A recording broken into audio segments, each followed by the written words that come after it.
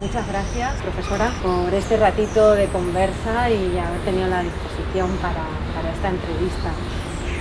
Lo primero, nosotros a modo socrático preguntamos por el Tiesti, qué son las cosas, en este caso, ¿quién es la profesora Pajaina? Bueno, primero gracias a ustedes por el espacio más bien.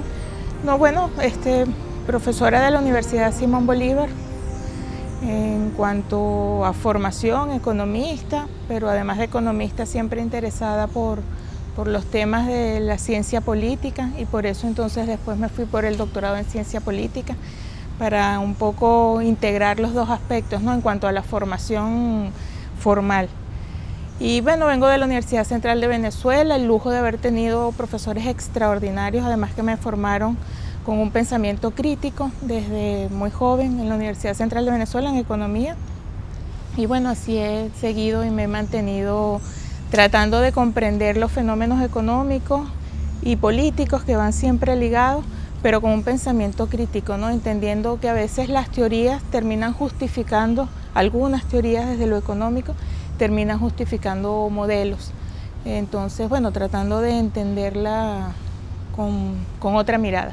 Militante de la revolución, por supuesto, admiradora, por supuesto, y chavista, admiradora de Fidel, del Che y por supuesto del comandante Chávez. Justamente en la presentación has mencionado esa relación entre política y economía. Vamos a hablar de economía, pero ¿qué tiene que ver la economía con la política? Bueno, es que justamente parte de la vida, del día a día, donde tomamos decisiones a cada instante hasta sin darnos cuenta desde el punto de vista económico, también tienen que ver con aspectos políticos, decisiones políticas, ¿no? Entender lo que ocurre no solamente en Venezuela, sino a nivel mundial, desde lo económico no lo puedes entender si no lo relacionas con el aspecto político. Ahí hay, por ejemplo, relaciones de poder, cuando hablamos más de lo político, relaciones de poder que tienen que ver con los intereses económicos. Entonces, en ese sentido, pues irlos integrando de manera de poderlos comprender, ¿no? Más en lo económico y desde el punto de vista político. Y ahora vamos a hacer una cosa que nosotros no solemos hacer en nuestras entrevistas, pero en su libro, La economía venezolana, cuentos y verdades, usted habla de una serie de mitos, ¿no? Si le parece ahora, vamos a echar como 4 y brevemente los desmiento. Okay. ¿Vale? Uno de ellos es el venezolano es vago y perezoso. Bueno, eso es mentira. Falso, y de hecho en el libro y en las investigaciones lo que hemos demostrado es que, por ejemplo, el Producto Interno Bruto en Venezuela, ubicándonos en todo el siglo pasado, el siglo XX hasta la fecha, ha aumentado. Y ha aumentado en proporciones incluso superiores a lo que ha aumentado el Producto Interno Bruto en términos per cápita, por ejemplo, en Estados Unidos, ¿no? La gran potencia mundial. Y allí la primera pregunta que surge es, bueno, si ha aumentado el Producto Interno Bruto y reconociendo que quien agrega valor a la economía es el trabajador, es la clase obrera, es con su fuerza de trabajo, entonces ¿de dónde sale ese Producto Interno Bruto que ha aumentado? Sino justamente de la fuerza de trabajo de la clase obrera venezolana. Es decir, el venezolano es trabajador en términos numéricos, ¿no? Si lo vemos ya en términos cotidianos, pues entonces observamos, y ustedes han estado aquí, la mujer venezolana, además, bueno, estamos en condiciones particulares, pero siempre, y refiriéndonos sobre todo a la mujer venezolana, es una mujer que se para muy temprano en la mañana a preparar desayuno, a preparar a los niños para llevarlos a las escuelas, ir a su primera jornada de trabajo, después su segunda jornada de trabajo y hasta tercera jornada de trabajo cuando tienen actividad política en sus comunidades, ¿no? Igual el hombre venezolano, así que es falso que el venezolano es flojo. Dicen que los venezolanos somos flojos porque no necesitamos trabajar porque vivimos de la renta petrolera, y eso es falso también, porque no necesariamente, históricamente, hemos sido los venezolanos de a pie los que hemos vivido de unos ingresos petroleros que ciertamente han sido cuantiosos, pero ahí está el detalle, ¿quiénes han vivido de esa renta? Y en ese es el segundo cuento, que Venezuela es un país monoproductor, que solo produce petróleo. Bueno, va relacionado con el primer mito y la primera pregunta, porque cuando decimos que ha aumentado el Producto Interno Bruto en Venezuela, no es que ha aumentado solo en petróleo. Realmente Venezuela no es un país monoproductor. Venezuela produce muchas otras cosas distintas al petróleo, De hecho, históricamente y en promedio, la producción petrolera ha sido en promedio un 15% del Producto Interno Bruto. El otro 85% son otros rubros. ¿Cuáles rubros? Bueno, agrícolas, manufactureros, de servicios, como en todos los países del mundo.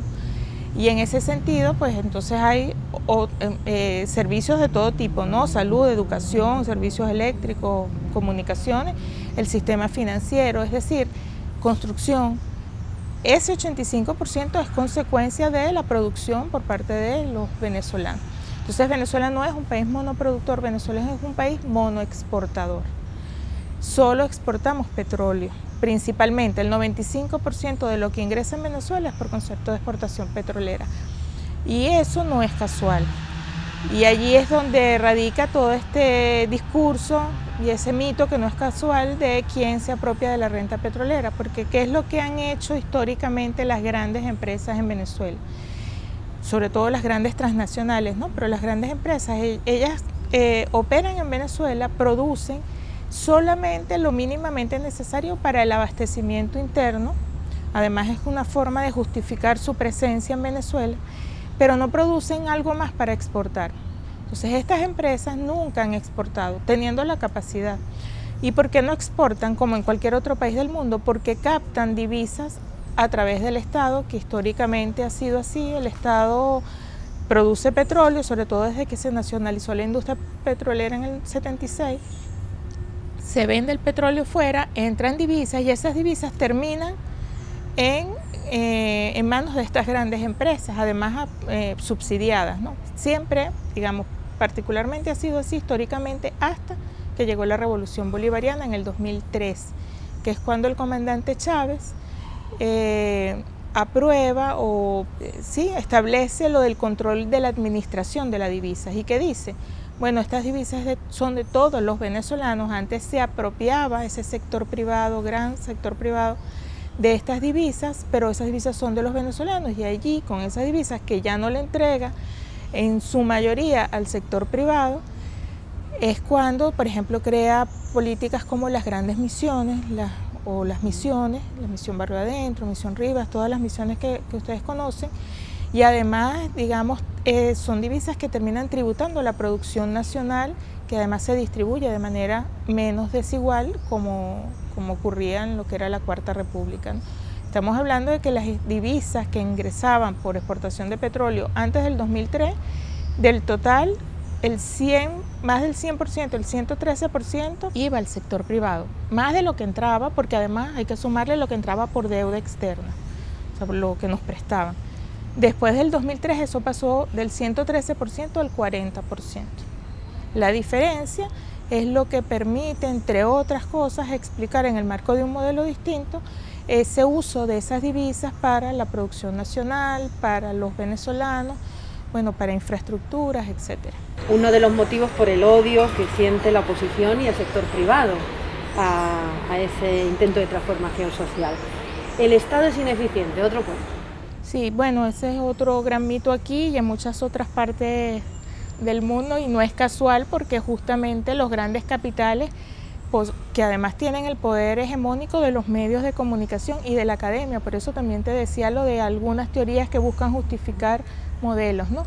Posicionan el hecho de que el Estado es el ineficiente, porque no sabe gestionar los recursos, etcétera, ¿no? Que el eficiente es el privado, porque además con digamos, un criterio de competitividad, etcétera, ¿no? Pero eso es falso en el caso venezolano y un poco tiene que ver con lo que te comentaba ahorita. O sea, ¿qué tan eficiente puede ser un sector privado en Venezuela que, por ejemplo, no ha exportado nunca, sino que produce lo mínimamente necesario y lo que ha hecho es captar las divisas que genera ¿quién? El propio Estado. O sea, el Estado es el que genera el 95% de las divisas al país. Entonces, si comparamos, por lo menos en ese ejemplo, bueno, ¿quién es más eficiente en esos términos? ¿Un Estado que te está generando las divisas el 95% o un sector privado que a todas luces más bien ha vivido del Estado, ¿no? Y eso sin contar, y eso solo el término eficiencia, ¿no? Sin contar lo otro que es importante, que es bien importante, es cómo se distribuye esa producción, ¿no? que digamos en el sector privado pues la mayoría digamos de lo que se produce pues va obviamente a manos de la burguesía, ¿no? Los dueños del capital. En cambio en el Estado primero como redistribuidor pero también como productor, en este caso de las divisas, pues se redistribuye y se distribuye de una forma distinta a toda la población. Otro de los cuentos, ¿no? La culpa de la situación en Venezuela es del socialismo. Sí, ese es otro gran mito y ahí hay varias cosas que decir. Primero, que bueno, nosotros estamos transitando hacia un modelo socialista, ¿no? Y se ha avanzado muchísimo desde el 99 en revolución, desde aspectos formales de la Constitución, establecer lo que sería el modelo y lo que han sido los planes de desarrollo, etcétera, pero en los hechos también, ¿no? Se ha avanzado mucho en las condiciones y en el buen vivir de los venezolanos, pero estamos transitando hacia un modelo socialista. Decir que en Venezuela estamos en socialismo, digamos, es como muy arriesgado, ¿no? Incluso lo decía el propio comandante Chávez en una de sus intervenciones, nosotros no estamos todavía en socialismo, estamos avanzando.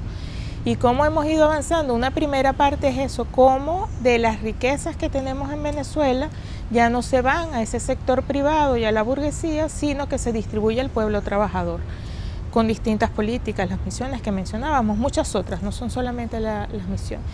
Entonces, es un avance. Otro avance importante que se ha tenido en el modelo, avanzando hacia ese modelo socialista, es lo que tiene que ver con disminuir las desigualdades en la distribución entre trabajo y capital en el proceso social del trabajo, porque gran parte de las políticas, estamos ubicándonos antes de esta guerra económica sobre todo, ha sido ajustar la remuneración al factor trabajo, de manera que la desigualdad entre lo que es la ganancia y el salario como tal sea cada vez menor, ¿no?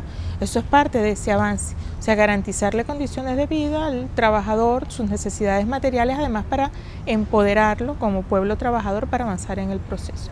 Entonces, decir que ya estamos en socialismo y culpar al socialismo, digamos, de lo que está ocurriendo en estos momentos, pues es muy arriesgado, ¿no? Y eso por una parte. Por otra parte, el hecho de lo que está ocurriendo, sobre todo desde el 2013, atiende a causas que son externas a la economía y que se marcan en la guerra no convencional. O sea, que justamente funciona así. ¿Cómo funciona esa guerra no convencional, multidimensional, que no es nueva, no es que la están inventando en Venezuela, lo han hecho en otros momentos, en la Revolución Sandinista, en Cuba, en Chile? Ellos generan unos hechos, o sea, con distintas formas, con distintas armas de guerra, en lo económico, en lo psicológico, en lo social, en lo político, en lo diplomático, en cada una de las dimensiones de la guerra, ¿no? Y luego en el discurso, con su poder mediático, dicen que la culpa es del socialismo, ¿no? Entonces, por eso ese discurso de que la culpa es del socialismo no es casual, porque además ellos, ¿por qué la guerra? ¿Cuál es el origen de esa guerra? Justamente lo que constituye el socialismo como amenaza al sistema capitalista. Entonces, cualquier acción, ellos lo que quieren es derrocar revoluciones y, por supuesto, contener el socialismo. Pero simultáneamente te van diciendo que lo que está ocurriendo es culpa del socialismo, cuando no necesariamente, cuando no es verdad. Pues, cuando comenzó toda esta situación en Venezuela, en el 2013 que intensificaron la guerra, porque comenzó en el 99, pero cuando la intensifican es en el 2013, Venezuela tenía uno de los mejores indicadores económicos en décadas y sociales también, un nivel de producción muy alto, el más alto en el 2013-2012 en décadas. Las condiciones de la población, como te decía, se había disminuido prácticamente el 60% de la pobreza en menos de 10 años, desde el 2003 ya se había reducido la pobreza. Faltaba mucho, por supuesto, pero ya había buenos indicadores de alimentación, de desigualdad, había mejorado eso, digamos, era menos desigual la distribución. Es decir, si atendemos a lo que estaba pasando en el 2012-2013, al contrario, todas esas políticas más bien apostaban a que ese tránsito hacia el socialismo pues permitía más bien mejores condiciones de vida de la población. Percibimos en Venezuela una incursión muy fuerte del dólar. ¿Qué lectura se hace de ello y las implicaciones que va a tener? Sí, bueno, el dólar comenzó a circular, no es una dolarización formal decretada por el Ejecutivo ni por los organismos competentes, en este caso el Banco Central, por constitución es el organismo que tiene la competencia monetaria, no es formal, pero ciertamente el dólar ha venido incursionando en los hechos, es decir, las transacciones cada vez, sobre todo comenzó a notarse en el 2017 con más claridad, 2018, bueno, las transacciones cada vez se realizaban más en dólares y ahora recientemente no solamente en cuanto a transacciones para el pago como medio de circulación, sino además como unidad de cuenta, porque incluso ya recientemente tú ves en los establecimientos que te marcan los precios en dólares, ¿no? Entonces también como unidad de cuenta. Ahora, ¿cuál es la causa? Bueno, muchas, ¿no? Pero principalmente dos. Una es el ataque al bolívar, que es una de las armas económicas de la guerra económica, es una de las más poderosas.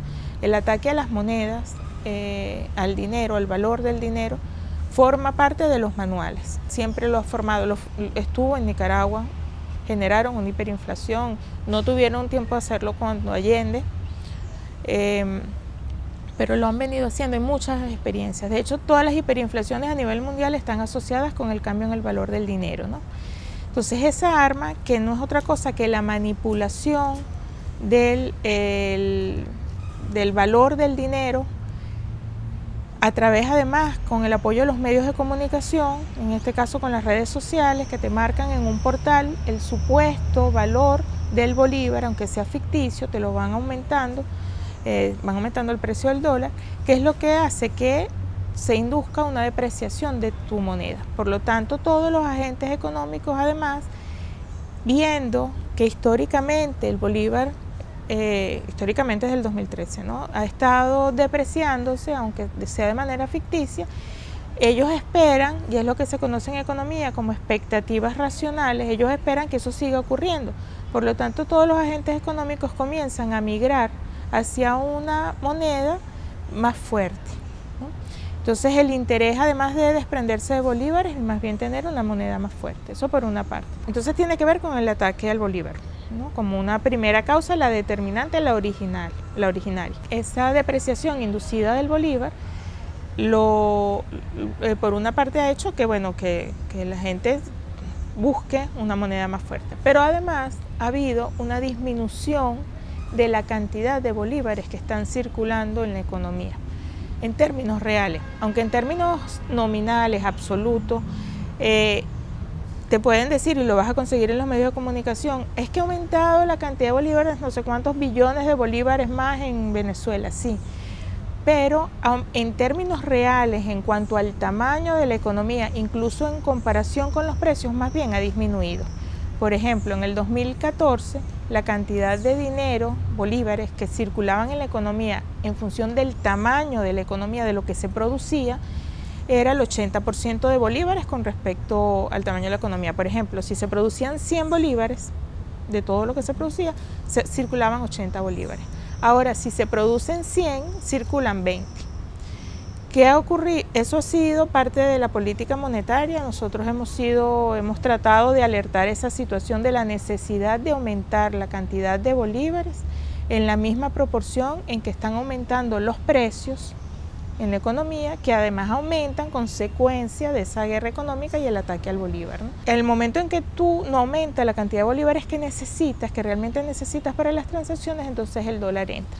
Y no es casual que el dólar entre, porque es que el dólar es un arma, es otra de las armas no convencionales. Es como el ejército. En una guerra no convencional no hay ejércitos convencionales. El dólar viene a ser como ese ejército, esa tropa que va entrando y que va invadiendo espacio, en este caso en lo económico, ¿no? Lo que es, por supuesto, muy peligroso, porque además es simbólico el tema también, ¿no? El tema de que, bueno, es el dólar, es la moneda del principal enemigo, que sabemos que el enemigo es el imperialismo, son los grandes capitales, no es solo el gobierno de los Estados Unidos, ahí hay otros capitales no necesariamente estadounidenses. Es ese imperialismo que se siente amenazado cuando un pueblo le dice, nosotros vamos a avanzar hacia un modelo socialista.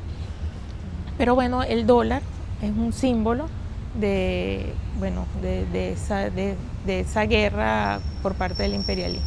Además es una especie de símbolo, ¿no? Nos estamos metiendo ya desde la moneda, ¿no? El tipo de cambio manipulado, ¿cómo se entiende eso? Bueno, es un arma que además ellos la han tenido encubierta por décadas, ¿no? De todas las armas de la guerra económica, es la que ellos, me refiero al imperialismo, ni siquiera nunca ha reconocido, sino que más bien la protege con teorías económicas, con la teoría monetarista, por ejemplo. No hacia el bloqueo, ellos reconocen que tienen bloqueada Cuba desde hace tiempo. A veces hasta el tema de la escasez también lo han reconocido, pero el tema del ataque al bolívar o a las monedas, no. Eso por una parte. O sea, ubiquémosla que es un arma de guerra. ¿Y cómo funciona? El dinero, en general, tiene tres funciones principales, que es una unidad de cuenta o medida de valor, sirve para referenciar los precios en función del valor de cada una de las mercancías, pero es patrón de precios también, que sirve como una especie de escala, ¿ok? Ya te voy a conversar un poquito sobre eso. Y la otra función es medio de circulación para realizar transacciones. Entonces, ¿qué ocurre? Que ellos lo que mueven, lo que manipulan es ese patrón de precios, es esa escala. Lo han venido haciendo paulatinamente desde el 2013 hasta la fecha, pero imagínate que todos estos años lo reducimos a un día, ¿no? Y que de repente hoy el tipo de cambio es un bolívar por $1. Y mañana amanece y te dicen que el tipo de cambio es 1.000.000 de bolívares por $1 en esos portales web.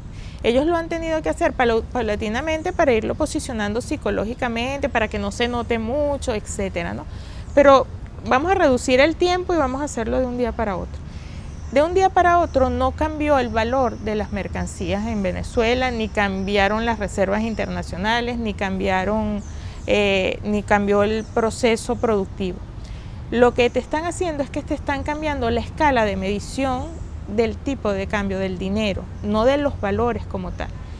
Pero ¿qué ocurre? Que todos los precios en la economía, aquí y en cualquier parte del mundo, se referencian al valor del dinero, porque para eso sirve el dinero, como unidad de medida y de valor.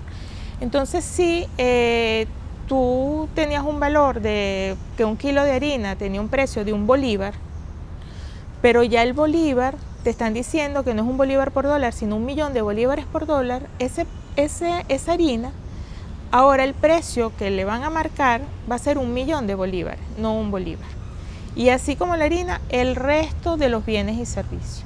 Entonces, ¿qué ocurre? Todos los bienes y servicios se van a referenciar a ese tipo de cambio al valor del bolívar, que es unidad de medida, y van a variar, prácticamente automáticamente van a variar, excepto, y eso es parte del arma de guerra, y ellos lo saben, excepto precios que no varían automáticamente, como es el caso del salario, que es el precio del trabajo, de la fuerza de trabajo, y los presupuestos públicos, porque los presupuestos públicos, o sea, el presupuesto del gobierno, de los poderes públicos, depende de la aprobación de una ley orgánica en una Asamblea Nacional, y eso no se ajusta automáticamente. Entonces, ¿qué ocurre? Que todos los precios de la economía están aumentando a razón de 1.000.000 de bolívares por $1, menos el salario y el presupuesto público. ¿Y qué va a ocurrir? Que se deteriora el salario real y que disminuye el desempeño del Estado en la prestación de salud, de educación, de otras cosas, ¿no? Y eso afecta a cada uno de los hogares venezolanos, porque este tipo de guerras entra en los hogares, entre otras, por esa vía. Y en este sentido aumenta la desigualdad. Y aumenta la desigualdad, porque cuando el que fija el precio, o sea, aunque los precios se fijen en el mercado, ¿verdad? Digamos, si el que vende harina ya no tiene un precio de un bolívar, sino de 1.000.000 de bolívares, él va a tener el 1.000.000 de bolívares, pero el salario va a ser el mismo de antes. La diferencia va a la ganancia, ¿no? O sea, la diferencia en términos monetarios va a ir a la ganancia. Entonces, allí aumentan las grandes desigualdades entre de lo que se produce, que en este caso no es que se está produciendo más, sino que tiene un mayor precio y todo se contabiliza, en este caso en bolívares, porque es la única manera de tú sumar harina con arroz, ¿ok? Entonces, en términos de precios, es mayor la economía en términos de precio, pero en términos de salario va a quedar igual y esa diferencia va a ir, en este caso, al dueño del capital. En Venezuela en el 2014, y eso lo hemos visto, ¿no? En el 2014, de todo lo que se producía, el 36% iba al productor, a los empresarios. Es lo que se llama excedente neto de explotación en las cuentas nacionales del Banco Central. Y más o menos el 36% también iba a los trabajadores. En el 2007, porque no hay cifras recientes, pero en el 2017, ese 36% que iba a los capitales subió al 50% y el 36% que iba a los trabajadores bajó al 18%. Entonces hay una mayor desigualdad en la distribución de lo producido en cuanto a factores de producción, en este caso trabajo y capital. Y es parte de la guerra. O sea, realmente al imperialismo no le importa si el bolívar está en 1 millón, está en 10 millones o está en un bolívar o en un bolívar por dólar. No le importa no le importa tanto el mercado cambiario. Lo que le interesa es en qué medida afecta el poder adquisitivo de los venezolanos y por lo tanto las condiciones de vida, porque entonces eso genera angustia, malestar, además acompañado de un discurso de que la culpa es del socialismo, de las políticas del gobierno de Maduro, en su momento de Chávez, y entonces va sumando, ¿no?, a ese descontento político para, digamos, terminar de derrocar la revolución. Frente a toda esta situación, ¿cuáles serían las propuestas? Imagino que este libro habla de eso. Sí, bueno, parte de las propuestas es justamente si el objetivo es deteriorar las condiciones de vida de los trabajadores por la vía de su salario real, entonces si esa es la causa, ¿verdad?, que están manipulando el bolívar y eso está derivando en una hiperinflación inducida en todos los precios de los bienes y servicios de la economía, ajustemos el salario en la misma proporción que están aumentando los precios del resto de las mercancías, de manera que no se amplíe esa brecha entre el salario, la ganancia y además los precios.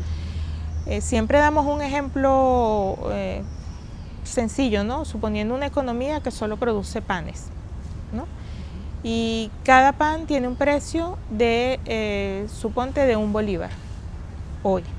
Entonces, y se producen 2 panes. O sea, necesitas en esa economía 2 bolívares para producir y distribuir esos panes, ¿no? Si de repente un factor externo, que es el que llamamos un cuarto agente en la economía, que las teorías económicas ninguna reconoce que hay agentes externos que inciden sobre la economía, te dice que el tipo de cambio varió de 1 a 1 millón de bolívares y el pan pasa de 1 bolívar a 1 millón de bolívares, tú vas a necesitar en esa economía 2 millones de bolívares para poder producir y transar esos panes. Pero además tú necesitas ajustar el salario del trabajador, que si sigue siendo, suponte, 1 bolívar y antes compraba un pan, ya con 1 bolívar no va a poder comprar un pan porque necesita 1 millón de bolívares. Entonces es ajustar el salario nominal de manera que llevarlo a sus mismos niveles de consumo antes de la manipulación del bolívar. Igual con el presupuesto público. Esa es la propuesta. Ahora, esa propuesta no resuelve necesariamente que ellos cesen el ataque al bolívar. Lo que hace es que te neutraliza el efecto del ataque al bolívar, que es que no permitiría que se deteriore el poder adquisitivo del trabajador o el poder adquisitivo del presupuesto público. Lo que va a ocurrir allí es que, bueno, ¿quién se cansa primero, no? ¿Hasta qué punto ellos reconocen que una indexación, eso es la indexación no del salario, sino de toda la economía, porque es presupuesto público, es cantidad de dinero? ¿Hasta qué punto ya con una indexación su arma de manipulación del bolívar, que genera hiperinflación y con eso el deterioro del poder adquisitivo, siga funcionando? Entonces la posibilidad de que su arma siga funcionando cada vez es menor y ellos tendrán que ver hasta dónde llevan esa arma, ¿no? Por eso, digamos, tanta resistencia también de estos grandes capitales a la indexación, ¿no?, como propuesta. Pero además hay otras propuestas que sí van directamente a lo estratégico, que es detener el ataque al bolívar, y uno de los aspectos que hemos propuesto, siempre propuestas para el debate colectivo, ¿no?, para el debate y para la construcción colectiva, es respaldar el precio del bolívar en el oro, sobre todo porque Venezuela tiene mucho oro, es la segunda reserva de oro. ¿Y por qué? Porque que además no es una propuesta solamente para Venezuela. Yo creo que a nivel mundial se tiene que pensar lo del sistema monetario internacional.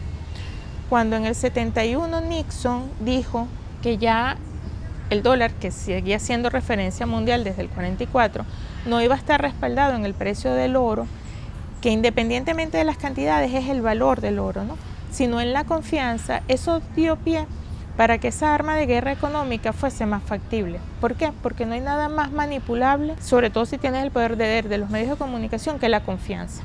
Pues tú dices, bueno, ¿la confianza en qué? La confianza en la economía, en el tamaño de ¿cómo mides la confianza? ¿Y cómo actúa esta arma?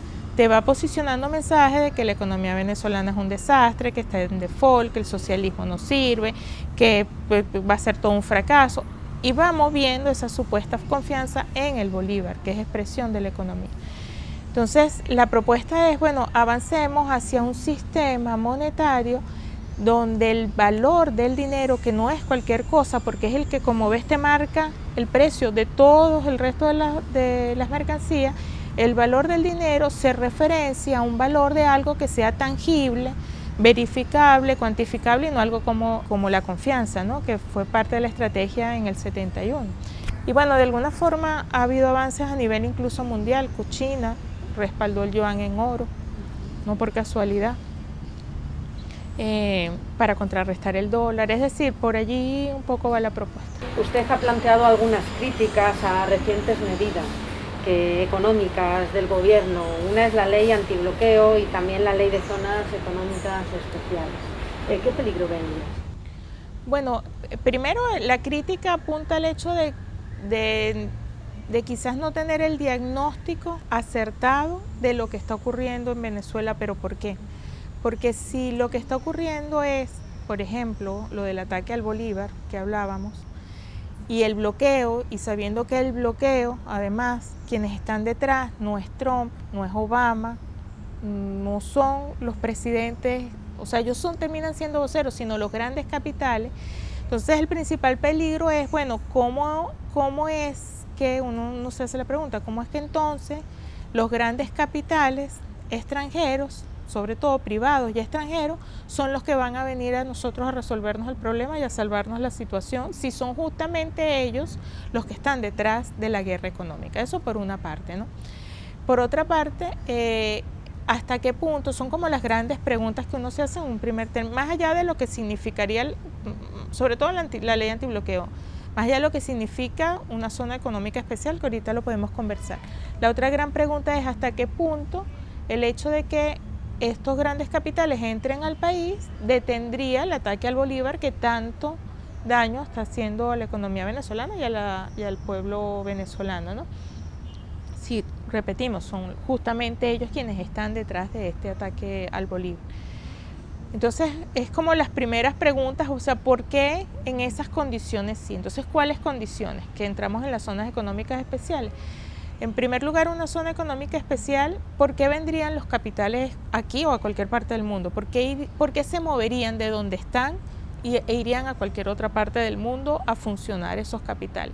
Bueno, porque tienen mejores condiciones que le permiten mayores ganancias, porque lo que buscan es maximizar su ganancia, ¿no?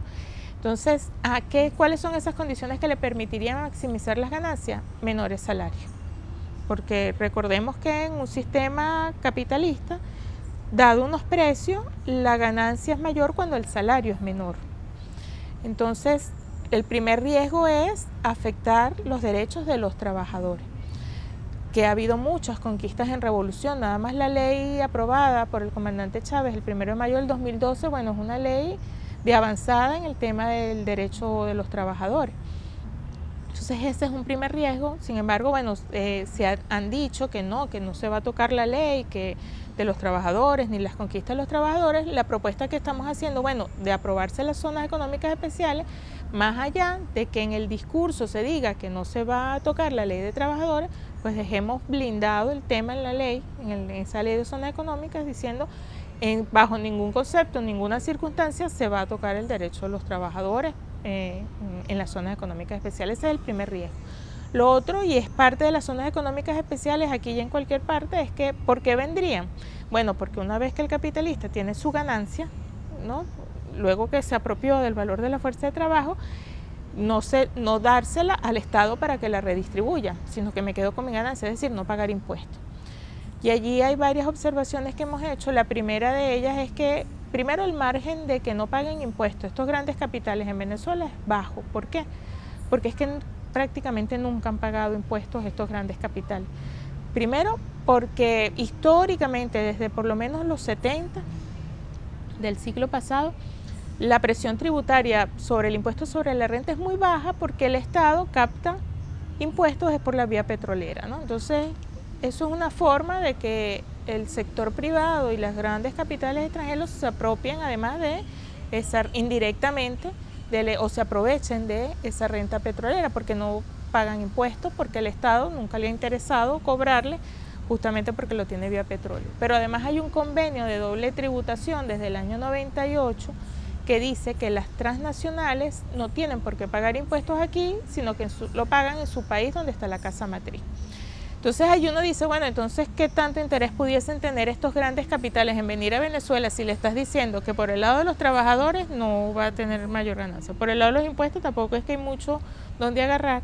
Y entonces allí también comienzan otros riesgos, y es cuando te dicen que esas zonas económicas van a funcionar sobre todo en territorios donde hay grandes yacimientos de recursos naturales.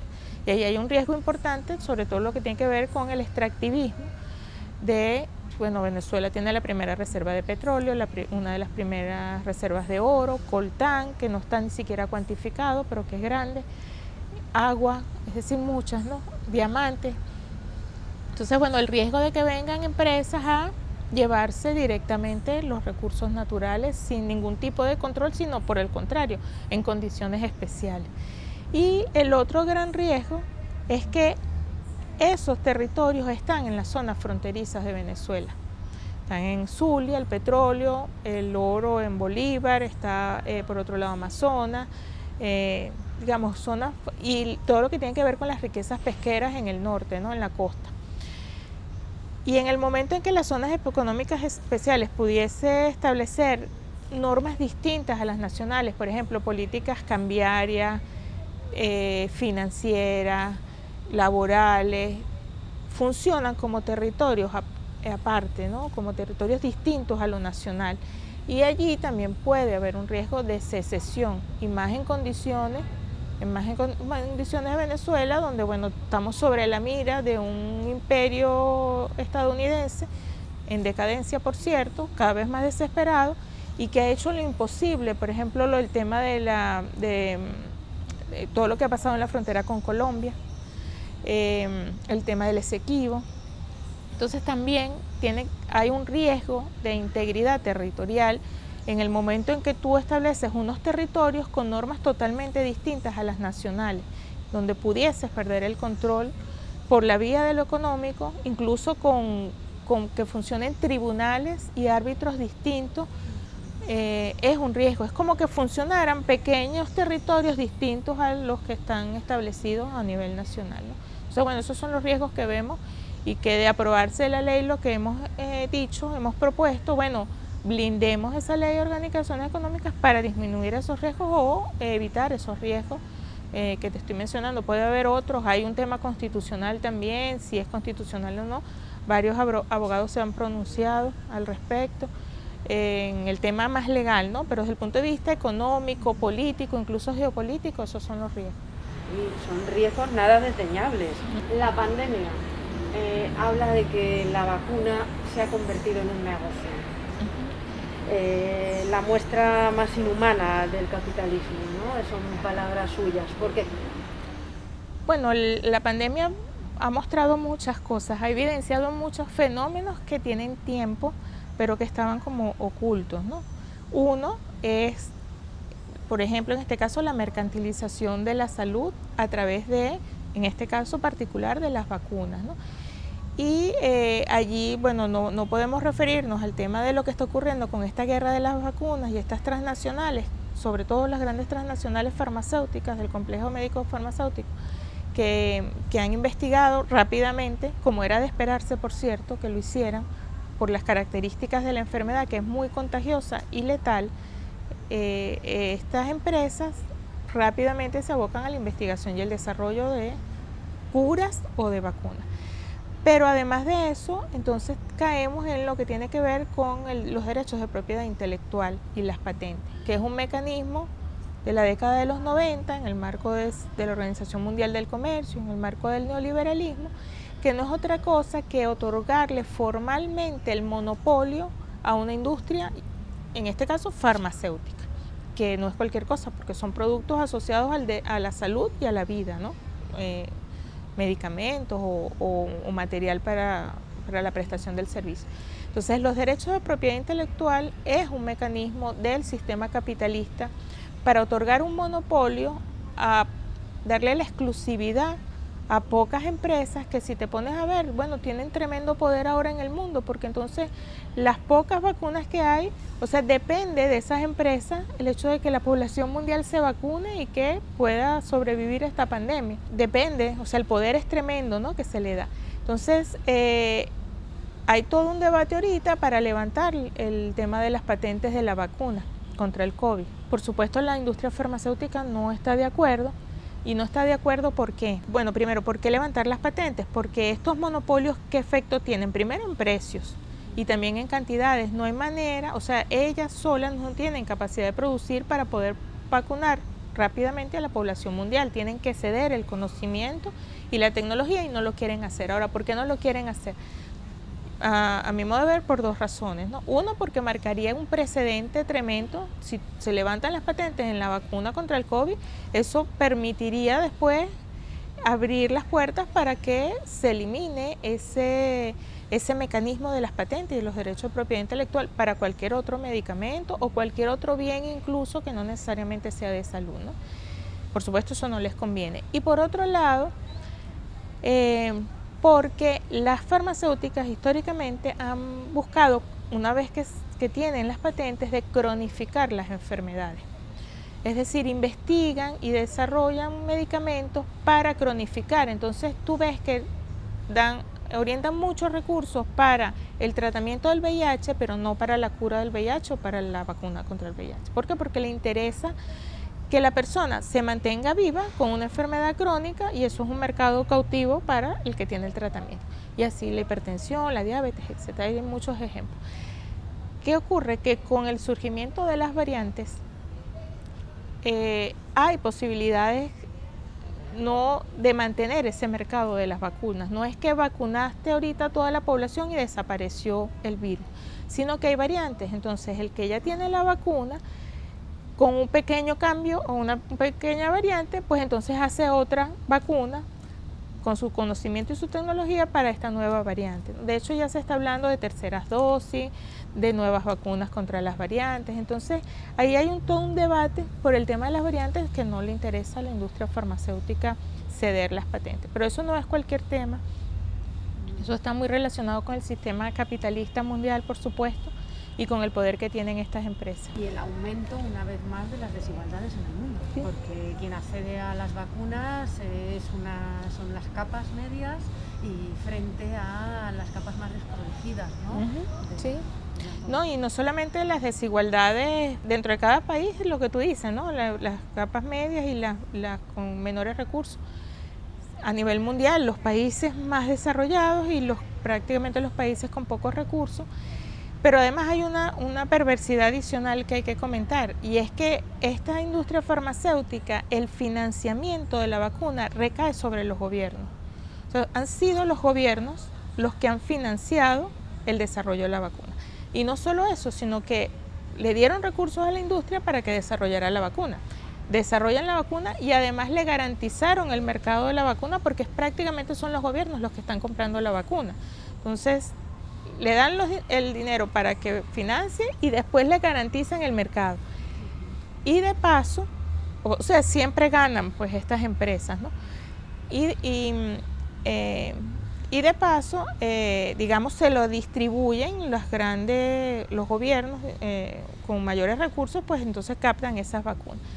¿Y quién paga ese financiamiento y esa vacuna al final? Lo paga la población.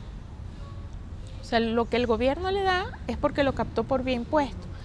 Y desde los 70, desde los 90 tenemos un impuesto muy regresivo, que es el impuesto al valor agregado, que prácticamente está en muchos países, en Europa está, ¿no? Aquí está, que es un impuesto neoliberal. O sea, realmente es un impuesto que recae sobre el trabajador, independientemente de lo que gane, pero que lo tiene que pagar cada vez que va a comprar algo. No importa si ganas mucho o poco, pagas lo mismo que el multimillonario cuando vas a comprar el mismo producto.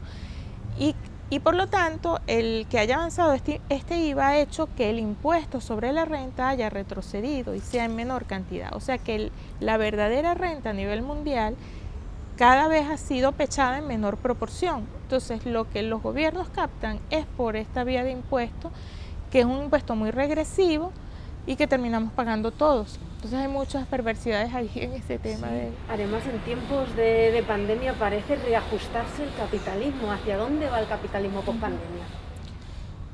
Bueno, si se lo preguntas a los grandes capitales, ellos tienen sus planes ya desde hace tiempo. Incluso ellos están hablando, está en el libro, en el último libro del fundador del Foro Económico Mundial, que se reúne en Davos todos los años, que tú sabes son los grandes magnates capitales a nivel mundial, ¿no? Invitan a presidentes, etcétera, pero está dirigido desde los 70, que se fundó por Klaus Schwab, el fundador, pieza de Henry Kissinger, por cierto, ¿no? Desde los 70. Y él escribe un libro que se titula COVID-19, Reseteo Mundial. ¿Y qué dice allí?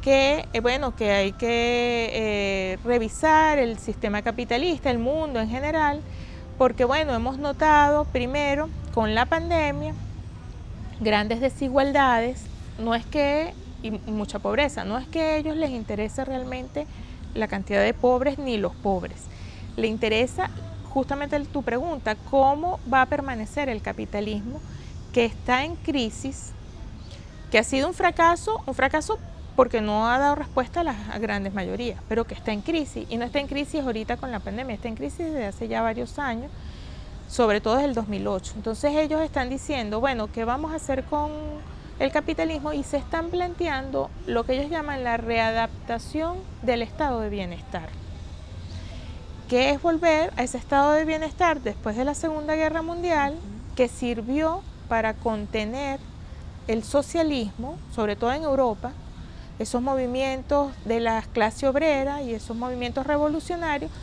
un poco para maquillar una participación del Estado, medio disminuir las desigualdades, etcétera, que la clase, sobre todo trabajadora, se sintiera atendida por el Estado con los seguros sociales, etcétera. Estamos hablando de esa Segunda Guerra Mundial, pero que después se empezó a desmontar en los 70 con lo que se llamó la revolución conservadora de Margaret Thatcher y de Reagan. Se desmonta el estado de bienestar, ¿no? Y más bien se reduce al mínimo el Estado, porque viene la ola neoliberal, y todo se somete al mercado. Ellos están hablando de readaptar, de la necesidad de regresar al estado de bienestar y de readaptar el estado de bienestar a nuestros tiempos.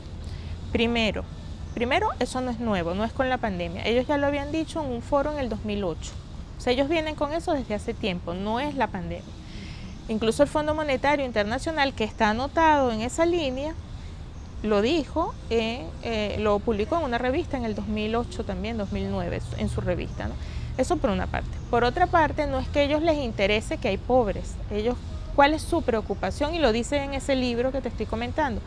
Primero, las grandes desigualdades, pero no porque eso genera pobreza, sino porque el capital necesita para que siga existiendo, de dos cosas. Necesita del trabajador, que es el que trabaja y genera valor, y necesita de que ese trabajador en buenas condiciones para trabajar demande y compre. Entonces, en la medida en que las desigualdades son cada vez mayores, hay menor demanda, los trabajadores no tienen capacidad, estamos hablando a nivel mundial, no tienen capacidad de compra, y ellos necesitan reducir un poquito esas desigualdades para reactivar el proceso de producción, que es lo que la garantía de la acumulación de capital y concentración de capital. Entonces, ¿cómo lo piensan hacer? Que participe el Estado para que se encargue de ¿qué? De la salud y la educación. ¿Por qué? Necesitamos que nuestros trabajadores estén en buenas condiciones de salud mínimas y medio formados para el trabajo. Fíjate que estos grandes capitales no le dan al Estado la función financiera, ni bancaria, ni de medicamentos, no le dan ninguna que sea muy lucrativa, sino que participe para que me le garantice a los trabajadores ciertos niveles de salud y de educación, además que tampoco les interesa mucho a los capitales tener esos sectores y que puedan trabajar. Y además, que por otra vía de pequeñas redistribuciones, cierta capacidad de consumo. Eso es lo que les interesa. Y por otro lado, que también lo dicen, que les interesa, que les preocupa, mejor dicho, y así lo escriben, que recientemente ha habido por lo menos 100 manifestaciones a nivel mundial contra el capitalismo. Y ellos necesitan, bueno, en América Latina hemos tenido varias, ¿no?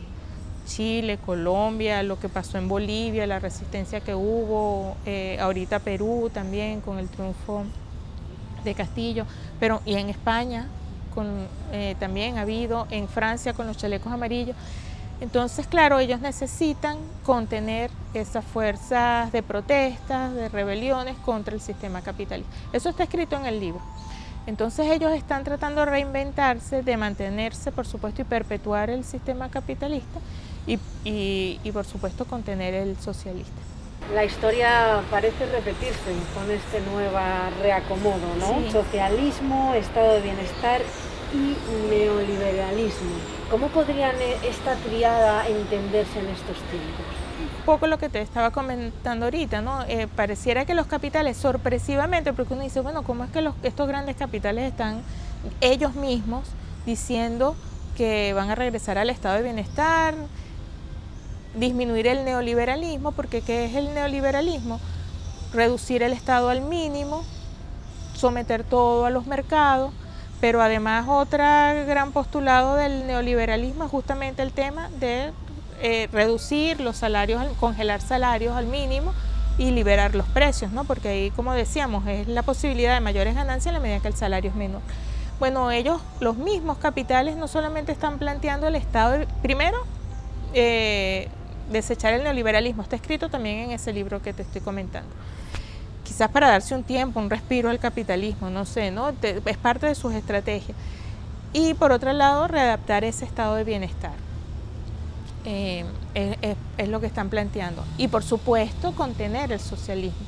Fíjate que en todo este discurso es el estado de bienestar que se entiende en el marco del capitalismo. El estado de bienestar no se entiende en el socialismo, más bien son opuestos. El socialismo y avanzar hacia un modelo socialista es revisar primero la distribución de lo que se produce en los factores productivos, que sea cada vez menos desigual. Es decir, igual si tú tienes capitalista y trabajador, que esa distribución de la remuneración de los factores sea cada vez menor, pero además es como una parte, ¿no? de avanzar ese socialismo, pero sobre todo es cambiar los modos de producción, a modos de producción que no sean modos de producción de explotación al trabajador, y por lo tanto los medios de producción tienen que estar en manos colectivas, o sea, una producción en manos colectivas, no un dueño que explota al trabajador y se apropia de su fuerza de trabajo. Y entonces, bueno, experiencias distintas, comunas, o incluso la misma participación del Estado en la producción, sobre todo de grandes sectores estratégicos y grandes, por ejemplo, quizás la producción de un servicio eléctrico para todo el país, que es estratégico, pues no puede estar en manos de una pequeña comuna, ¿no? Tendría que estar en manos de estados, digamos, a grandes escalas. Para darte un ejemplo, digamos, es avanzar hacia un modo de producción que no se basa en la explotación, con propiedad de los medios de producción distinta al capitalismo. Eso no lo plantean los grandes capitales, obviamente que no lo plantean, sino que plantean esa salida de la readaptación del estado de bienestar para contener el socialismo, porque bueno, vieron que el neoliberalismo ha generado muchas desigualdades. De hecho, ellos mismos están planteando, y lo aprobaron, un impuesto del 15% a los multimillonarios del mundo para que se redistribuya por lo de la pandemia. Pero ese 15% es nada comparado con las grandes ganancias y riquezas y patrimonios de estos grandes capitales, ¿no? De estos grandes multimillonarios. Entonces, en el debate está el socialismo, el estado de bienestar y el neoliberalismo. Esta posición intermedia de los grandes capitales, buscando ver cómo sobrevive el sistema capitalista, pero particularmente yo pienso que nosotros tenemos que pararnos en el socialismo.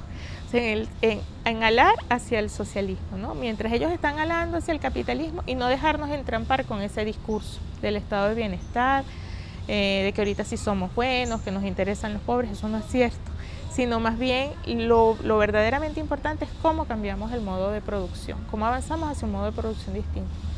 Ahí hay otros temas también en pandemia, está el tema del teletrabajo, que también están viendo cómo lo aprovecha el sistema capitalista, estas nuevas tecnologías, lo de la cuarta revolución. Ahí hay varios temas importantes que los grandes capitales están en estos momentos viendo cómo aprovechan. Por ejemplo, el teletrabajo, que te lo venden como, no, maravilloso, ahorita puedes trabajar desde tu casa, o sea, ni siquiera te tienes que trasladar. Y si eres mujer, mejor, porque además puedes ocuparte de los niños mientras estás trabajando. Pero es una farsa, ¿no? Es una trampa, porque te sobrecarga el trabajo en el hogar, pagándote menos con la excusa de que tú estás en tu casa, ¿no? O sea, explotándote más. Realmente estás trabajando más, cuidando a los niños, o haciendo lo que tengas que hacer, pero desde la casa.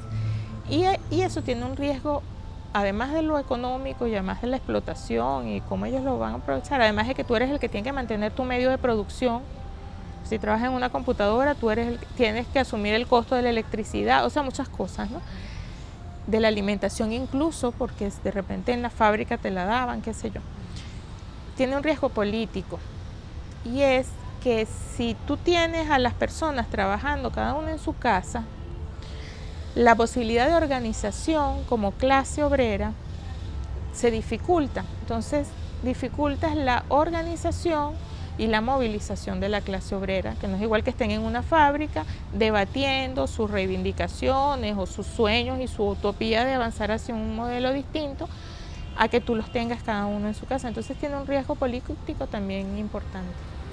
Claro, que discutan, que se reúnan, que ahí pues genera también el pensamiento, ¿no? Sí. Entre ellos, sí. Gracias por señalar algunas de esas diferencias con el socialismo, porque a veces esto está, digamos que nos convence este nuevo reacomodo hacia otra nueva sociedad del bienestar, en donde pues hubo generaciones, por ejemplo la generación de nuestros padres, que disfrutaron mucho, ¿no? Tienen casa, tienen trabajo, algo que los hijos no vamos a vivir en la medida en que ellos lo vivieron, y mucho menos los nietos y los bisnietos. Sigamos comentando el tema de la guerra no convencional aquí en Venezuela, ¿no? Parece como que el pueblo se puso a inventar. Y qué confianza nos da este pueblo, esta capacidad inventiva de sobreponerse. Sí, de inventiva, de adaptación también, porque incluso hemos cambiado patrones culturales, digamos, en cuanto a consumo. En un primer momento, en el 2016, no sé si recuerdas esas largas colas para conseguir alimentos, medicamentos.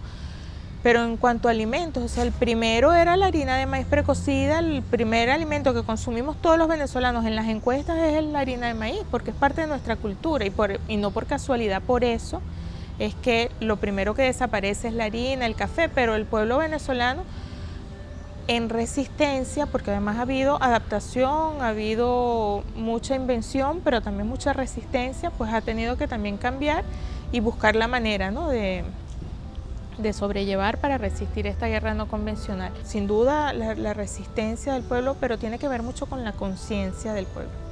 ¿Qué es una conciencia? Bueno, primero, herederos, y que se dice muy rápido, sobre todo ahorita que pasamos la campaña de la batalla de Carabobo, pero herederos de nada más y nada menos que el padre libertador Simón Bolívar, que libertó naciones, ¿no?, independizó naciones. Y eso pues es parte de la identidad del venezolano desde hace siglos, ¿no? Eso por una parte, es decir, la conciencia no es de ahora, eso es parte de la identidad del venezolano, un venezolano que lucha, que se defiende, que defiende su territorio y que tiene mucha conciencia. Y lo demostró incluso el venezolano relativamente reciente, en la década de la ola neoliberal. Fue uno de los primeros pueblos que se levantó contra el neoliberalismo en América, en el Caracazo del 89. Que ahí había mucha conciencia, sin necesidad de tener dirigentes que los organizaran, sino espontáneamente el pueblo se organizó. Y si a eso le sumas que desde el 99 hemos estado en revolución, pero además con la escuela del comandante Chávez, que eso era prácticamente todos los días generando conciencia, debate, de diferenciar, digamos, modelos, situaciones, alertarnos. Ya el comandante Chávez, bueno, la guerra no convencional está desde el 99, quizás no con tanta intensidad, con otras armas, incluso un golpe de Estado, etcétera, ¿no? Lo que tú ya sabes, el paro petrolero, etcétera. Pero es un pueblo que, digamos, cada vez ha adquirido más conciencia, también con una conciencia de clase, pero también con mucho patriotismo, que bueno, ante una amenaza de un factor extranjero, en este caso el imperialismo, de querer entrar, intervenir en Venezuela, como sea, convencional o no convencional, pues ha respondido. Y ha resistido, porque de verdad el ataque ha sido feroz. O sea, uno lo ve en los números, claro, uno lo ve en la calle todos los días porque uno es parte, ¿no? Y hemos pasado muchas dificultades, pero también los ve en los números. Cuando uno habla de que el bolívar te lo han depreciado 3 billones%, o sea, 3 millones de millones% se ha depreciado el bolívar, lo han depreciado con el ataque al bolívar desde el 2013, no es cualquier ataque, o una inflación desde el 2013 hasta aquí de 60.000 millones%. O sea, hay que verle la cara al ataque. Entonces, bueno, se han encontrado con un pueblo con estas características y que yo siempre lo he comentado. Yo creo que desde la academia, desde la investigación, hay una gran deuda para entender eso, para entender cómo el pueblo, o sea, desde otras disciplinas, desde la antropología, la sociología, cómo el pueblo venezolano, digamos, se ha mantenido firme, ha resistido ante estos ataques, que además no es que es un ataque, esto es todos los días un ataque distinto, ¿no? Y no solo eso, sino también la expectativa de hasta cuándo, que eso influye también en el aspecto psicológico, porque una cosa es que te digan, no, la inflación va a ser hasta diciembre de este año. Bueno, tú te preparas y tú dices, ok, aguantamos hasta diciembre. Pero es que no, o sea, tú no sabes cuándo el imperialismo, que es muy criminal, va a cesar, ¿no? Entonces, son muchas cosas, hay muchos factores pasados de resistencia, pero también de expectativa, que yo creo que vale la pena estudiar, que es parte de la identidad del venezolano, el patriotismo del venezolano, la conciencia, que bueno, todo ha sumado, y la inventiva, ¿no? Busca resolver. Y también hay un aspecto que es el tema de la solidaridad, que está presente, ¿no?, en el venezolano. Y otro, que no es cualquier cosa, que es la unión cívico-militar, que también ha influido mucho y explica mucho cómo es que el pueblo ha resistido, porque es que ha tenido el apoyo desde las bases, o sea, en la calle, de la Fuerza Armada Nacional Bolivariana, que es pueblo. O sea, a diferencia de otros países, sobre todo del sur de América, la Fuerza Armada Bolivariana es pueblo hecho en armas, ¿no?, como decía el comandante Chávez, y es parte del pueblo.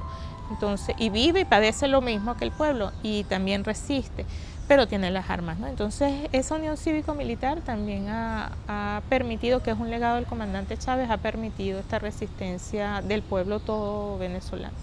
Hay otra forma de hacer economía, como bien apuntas. La propuesta chavista es como una o nada.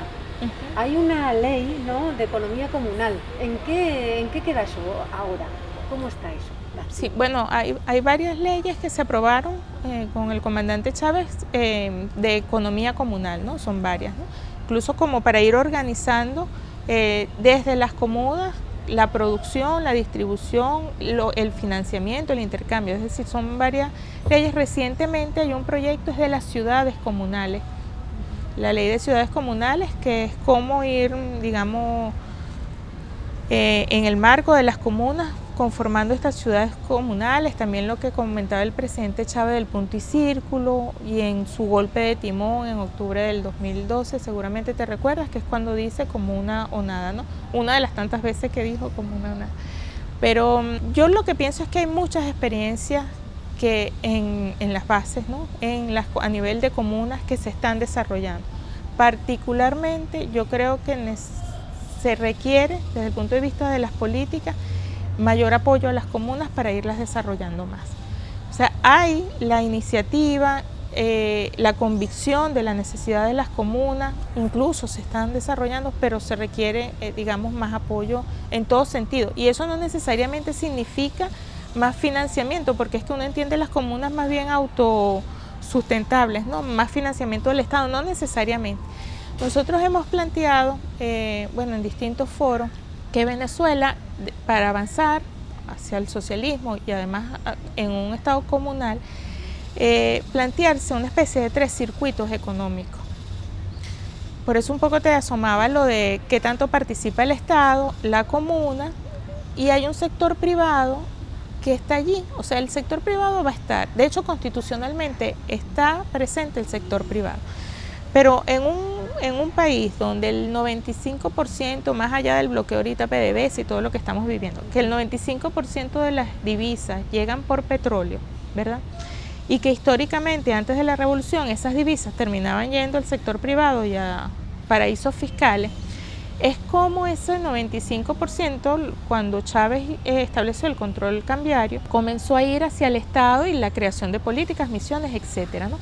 Pero también como parte de esas divisas sirven o se utilizan para tributar hacia una producción distinta a ese sector privado, que si quiere funcionar, que funcione, pero con sus divisas y no en sectores estratégicos, sino cómo a partir del Estado llegan para fortalecer las comunas en un primer momento, y no necesariamente con recursos, dándole las divisas a los comuneros, sino, por ejemplo, una comuna que tiene una producción agrícola, pero necesita las semillas, necesita las maquinarias, los tractores, etcétera, cómo a través del Estado se le facilita para las semillas, para el repuesto, para el tractor, etcétera, ¿no? Entonces, ¿qué sería un circuito? Fortalecer lo comunal para avanzar hacia el socialismo. Fortalecer lo estatal en cuanto a lo que estamos conversando, por ejemplo, sectores estratégicos que son estratégicos y que garantizan soberanía, la electricidad, agua, telecomunicaciones, por ejemplo, ¿no? Incluso el sistema financiero, aunque ya está previsto en lo comunal tener su sistema financiero. Y bueno, que el sector privado funcione porque está allí, pero no con los recursos del Estado.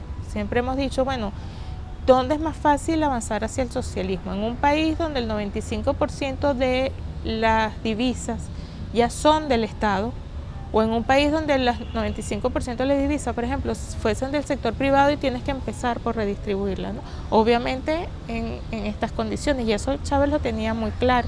Ahora, el gran reto es cómo esos recursos tributan, primero, la producción nacional, segundo, con un modo de producción distinto, con modos de producción que allí las comunas tienen un rol importante y a través también del Estado. Entonces es como uno de los grandes retos, desafíos y bueno, decisiones también de políticas para avanzar. Pero la iniciativa comunal está presente como parte de la conciencia del venezolano y hay muchas experiencias a nivel nacional. Hacia la construcción del socialismo. Sí. Una palabra que también, aunque siempre se la dejamos al lado de las humanidades, pero que también debiera estar en la economía, dignidad. ¿Qué es para Pascualina la dignidad? Bueno, imagínate, la dignidad es mantenerse en sus principios, primero en colectivo, la dignidad del pueblo venezolano, en tener claros los principios, la propia identidad, la soberanía, el respeto, o sea, dignidad abarca muchos aspectos, ¿no? No doblegarse, y el pueblo venezolano en eso, imagínate, ha demostrado dignidad en cuanto a estos ataques, sobre todo imperiales, a garantizar a no dejarse confundir, y por eso tiene que ver, yo pienso que la dignidad resume muchos aspectos, ¿no? O sea, tiene que sumarse el tema de la conciencia, el respeto, la solidaridad, la soberanía en términos colectivos. Al principio mencionó al Che, como así a grandes rasgos, ¿cuál diría usted que fueron los grandes aportes en economía del Che? No, bueno, imagínate, sabes que el Che fue incluso ministro, ¿no?, de Economía de la Revolución.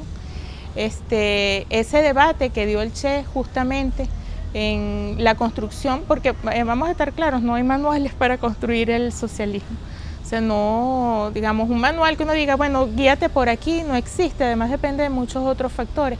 Pero uno de los grandes aportes fue justamente, primero con un pensamiento crítico, además que era médico, ¿no?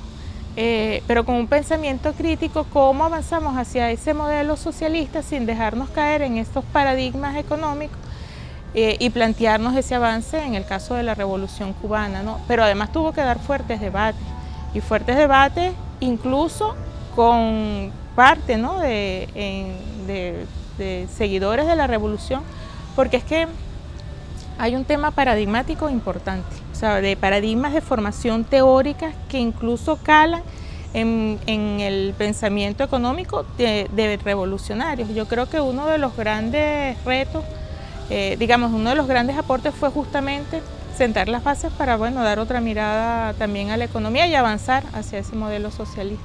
Profesora, no sé si quiere añadir alguna cosa más, podríamos estar hablando horas porque hay muchos aspectos y sí. Esto es la vida, ¿no? Discutir y conversar, de modo que le doy la palabra por si quiere añadir algo. Bueno, yo creo que abarcamos muchos temas, nos fuimos desde lo mundial geopolítico hasta lo local, llegamos a lo comunal, yo creo que nos paseamos por varios sitios. Además que, como tú dices, esa es la vida y seguramente mañana va a haber otro tema distinto, y en Venezuela aquí estamos acostumbrados a eso. O sea, siempre, o sea, cuando ya pensamos que tenemos, viene algo distinto. Así que bueno, no, quizás cuando haya la otra oportunidad hablamos de los temas que surjan. Pues ponemos esta entrevista a la próxima entrevista de Real Temas. Muchísimas gracias, profesora. No, gracias a ustedes.